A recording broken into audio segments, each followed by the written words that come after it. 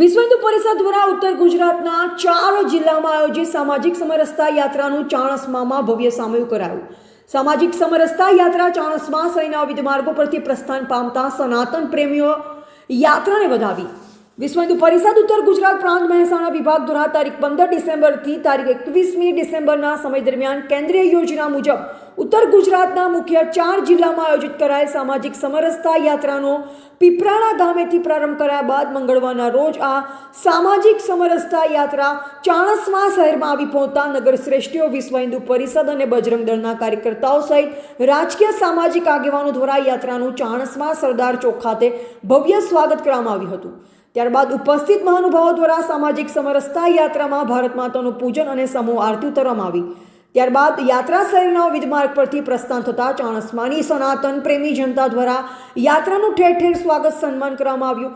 વિશ્વ હિન્દુ પરિષદ ઉત્તર ગુજરાત મહેસાણા વિભાગ દ્વારા આયોજિત કરાયેલ આ સામાજિક સમરસતા યાત્રાનો મુખ્ય ઉદ્દેશ એક મંદિર, એક કૂવો, એક સ્મશાન તેમજ દરેક સનાતન પ્રેમીઓમાં સમાનતાનો ભાવ પ્રબળ બને અને હિન્દુ રાષ્ટ્રનું નિર્માણ થાય તે રહેલ હોવાનું યાત્રામાં જોડાયેલ વિશ્વ હિન્દુ પરિષદ કેન્દ્રીય મંત્રી દેવજીભાઈ રાવત તેમજ ગોતરકાના સંત બ્રહ્મમુનિ બાપુએ જણાવ્યું કે આ 4 જિલ્લાની યાત્રા તારીખ 21 ડિસેમ્બરના રોજ નંદાસણ ખાતે સંપન્ન થનાર હોવાનું જણાવ્યું।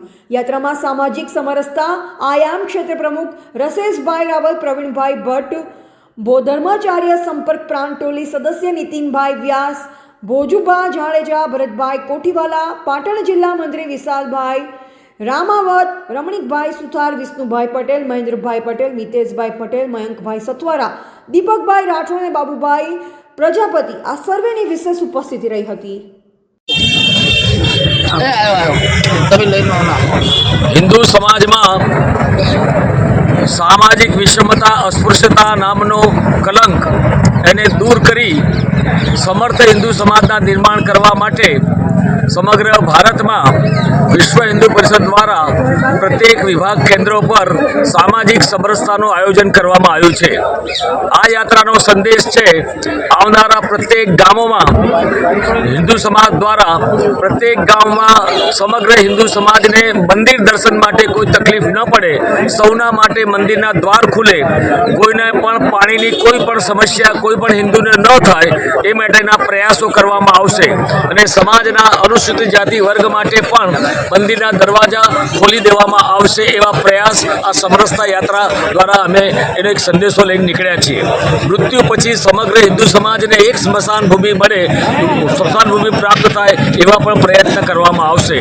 અસ્પૃશ્યતા રૂપી આ રોગને હિન્દુ સમાજના ગામડે ગામડેથી દૂર કરી સમરસ ભારત નિર્માણ કરવાના સંકલ્પ સાથે આ યાત્રાનો પ્રારંભ કરવામાં આવ્યો છે। 15 ડિસેમ્બરથી સમગ્ર દેશના પ્રત્યેક પ્રાંતોમાં વિભાગ કેન્દ્રો પર આ યાત્રાનું આયોજન કરવામાં આવ્યું છે। આ મહેસાણા વિભાગની યાત્રા 15 ડિસેમ્બરથી પ્રારંભ થઈ છે અને 21મી ડિસેમ્બરે મહેસાણામાં નંદાસણા ગામે આ પૂર્ણ થવાની છે।